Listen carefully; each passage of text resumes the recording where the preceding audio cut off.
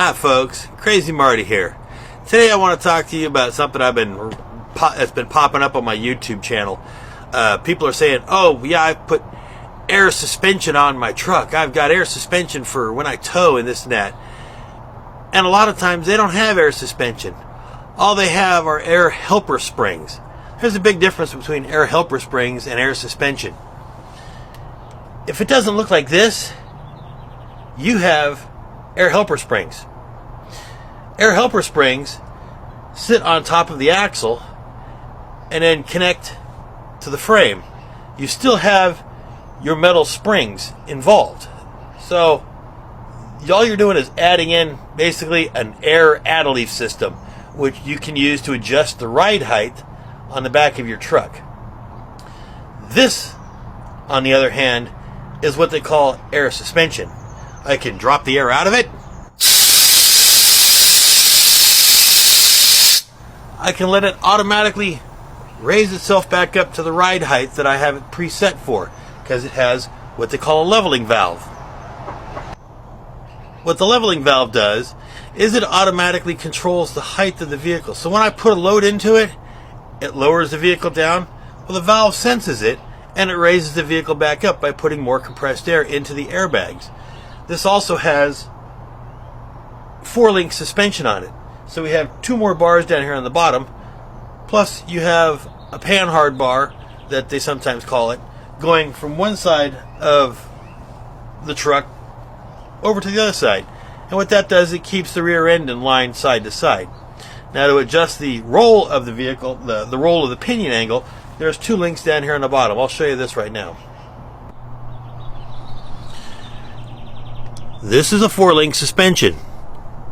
This bar here, there's one on the other side, that adjusts the angle that your pinion sits at, because you want your pinion angles to sit correctly. If they're out too far, then you wipe out U-joints and you have vibration.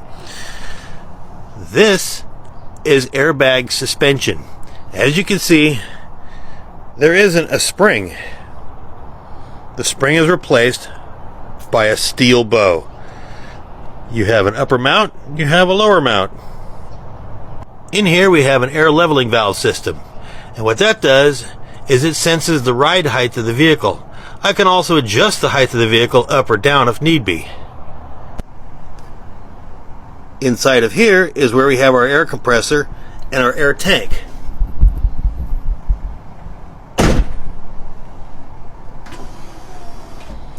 There's not a lot of room, but it fits. So, as I said before, there's a difference between air suspension and air helper springs. So when you're towing a vehicle and you have a 5th wheel on, you should have that 5th wheel pin should be located about 2 inches before the center line of the axle going up through the bed. What that does is it helps to push weight forward onto the nose of the vehicle, onto the front axle. Because how many times you've seen people going down the road where they've got their trailer on there in their truck and it's going down the road, doing a wheelie. It looks like a 747 taking off. Well, that's because you got too much weight on the rear and you're actually removing weight off of the front wheels. This makes the steering really light and can be pretty dangerous at times. That's why 5th wheels have a greater carrying capacity. That's why when you have a 5th wheel trailer, you have a greater carrying capacity or a greater load capacity.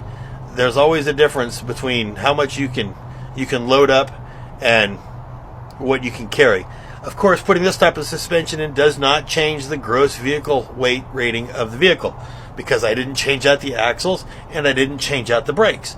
So if I wanted to make this thing be able to carry more weight, I would have to change out the rear axle and I would have to change out the brakes to bigger brakes, because there's the engineering involved in that. You have to be able to have more horsepower to stop a vehicle than it takes to get it going. So by changing out the rear brakes and the front brakes and the axles, that would change around my gross vehicle weight rating. Since I didn't do that, I'm just adding an airbag suspension to this. Now, airbag suspension, that has positives and minuses. One positive is automatic load leveling. You can set it up so it has automatic load leveling, or you can have the manual style where you have to physically put air into it, which is pretty chintzy, because believe me, you want it to automatically adjust as you go down the road. The air helper springs A lot of those just have two little air lines that you take your gauge, you put your tire gauge on there and put air pressure into, and you can equalize it out. So if it's slightly lower on one side, you can give it more air and raise it up. Some of them even have a setup that's in the cab that you can push a button and it'll air up one side or the other. Those are still helper springs. They're not airbag suspension. This is airbag suspension. If you still have the springs, the metal springs, you still have a stock truck. You don't have airbag suspension. So I just want to clarify that, because I keep seeing people talk about airbag suspensions out there, and they don't actually have airbag suspension. They actually have air helper springs.